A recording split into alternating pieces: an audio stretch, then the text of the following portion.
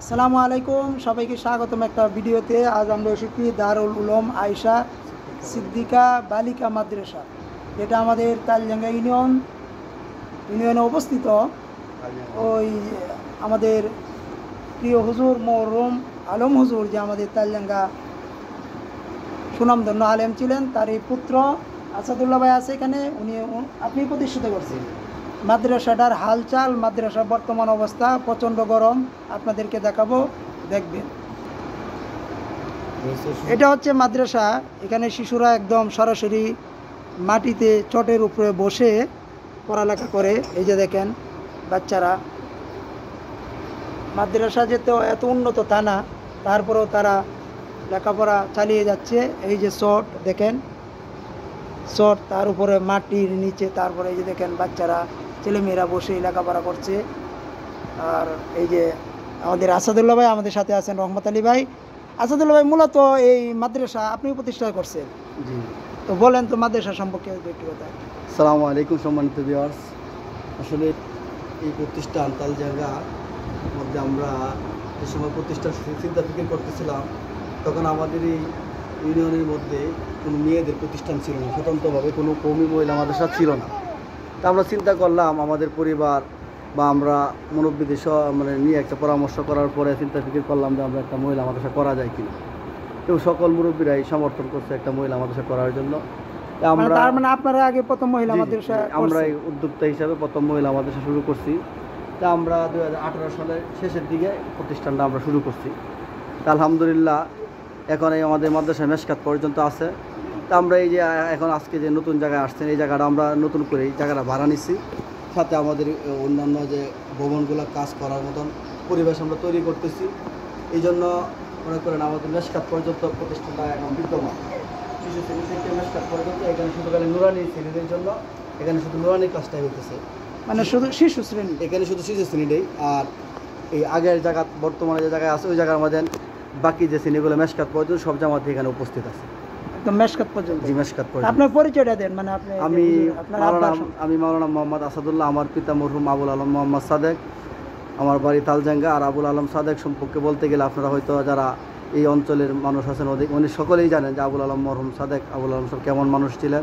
উনি একজন আধ্যাত্মিক মানুষ ছিলেন, ইসলামের পক্ষে, সত্যের পক্ষে, ন্যায়ের পক্ষে তার কণ্ঠ সর্বদাই বাস্তব। উনি অন্যায়ের সাথে কোনো সময় আপোষ করেন নাই, সত্যের পক্ষেই ছিলেন। তারই স্বপ্ন ছিল দিনের একটা শিক্ষা কার্যক্রম চালু করা। আল্লাহ তাআলা তার হায়াতে দেখে যেতে পারেন নাই, তার আগে তিনি নিয়ে গেছেন, আল্লাহ তাআলা নিয়ে গেছেন তাকে। তার এই স্বপ্ন বাস্তবায়নের লক্ষ্যে আমরা কাজ করতেছি, আলহামদুলিল্লাহ আমরা চেষ্টা করতেছি। তো আজকে ভিডিওর মাধ্যমে আমি বলবো, যারা ইউনিয়ন বা আমাদের উপজেলা কিশোরগঞ্জে যারা বৃত্তশালী আছেন, যেহেতু মাদ্রাসাটা তেমন একটা উন্নত না, আপনাদের দেখা এই যে মাটি, শট, তারপরে ছোটো ছোটো ছেলেমেয়েরা লেখাপড়া করতেছে, তো ওই সম্বন্ধে কিছু বলবেন নাকি? জি ভাই, আমার বলার তো আসলেই সমাজের বিত্তবানরা যারা আছেন, এই প্রতিষ্ঠানগুলো তো মূলত উদ্যোক্তা যে কোনো একজনই হয়, কিন্তু সহযোগিতা সকলের সহযোগিতা দ্বারা এই ধরনের প্রতিষ্ঠান এগিয়ে যায়। আলহামদুলিল্লাহ সকলেই সহযোগিতা করতেছেন, বিভিন্নভাবে সহযোগিতা করতেছেন। কেউ সময় দিয়ে, কেউ অর্থ দিয়ে, কেউ এই যে ছাত্রছাত্রী দিয়ে আমাদেরকে সহযোগিতা করতেছেন। আমাদের এখানে প্রায় আলহামদুলিল্লাহ 150 উপরের মতো ছাত্রী আছে এখন। এটা আপনাদের এই দোয়া। আর আমাদের দারুল উলুম আয়েশা সিদ্দিকা বালিকা মাদ্রাসা গত ব্যাপক পরীক্ষাতেও আমাদের একটা ছাত্রী বোর্ডে স্ট্যান্ড করছেন, 119তম হয়েছিলেন। আর এবার একটা ছাত্রী ব্যাপক পরীক্ষায় সারা বাংলাদেশে 19তম হয়েছে। আলহামদুলিল্লাহ, আপনারা দোয়া করবেন। আমরা চেষ্টা করতেছি মান এবং গুণ ঠিক রেখে মেয়েকে দিনী শিক্ষায় শিক্ষিত করা।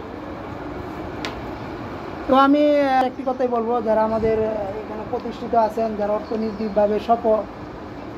অর্থনৈতিকভাবে যারা ভালো, তারা অবশ্যই এইসব দিনই কাজে এগিয়ে আসবেন। বিশেষ করে মাদ্রাসাটা ছাত্রী টাকা পয়সা অনুদান দিয়ে একটু হেল্প করবেন।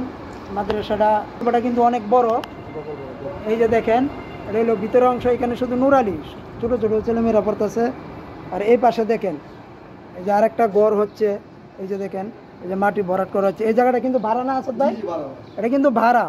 দেখেন মাদ্রাসাটা ওই পাশে কিন্তু মেশকাত পর্যন্ত পড়ালেখা হয় ওই পাশে। আর আমরা দেখাচ্ছি এই যে আরেকটা ভবন হবে বা একটা ঘর হবে। দেখেন, তা আমাদের ইউনিয়নে অনেক লোক আছেন দেশ এবং প্রবাসে প্রতিষ্ঠিত, তারা অবশ্যই এসব কাজে এগিয়ে আসবেন।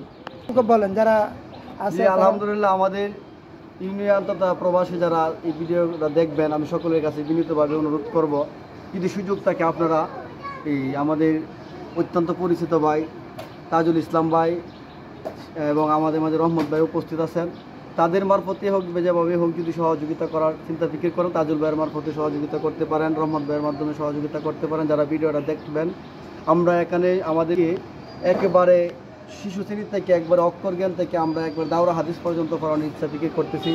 আমরা অনেক মেয়েদেরকে দেখে আমরা অনেকভাবে সহযোগিতা করতেছি। দরিদ্র মেয়েদেরকে আমরা একবারে বিনা পয়সায় পড়াইতেছি, কোনো সহযোগিতা নেই না মেয়েদের, গরিব মেয়েদের কাছ থেকে।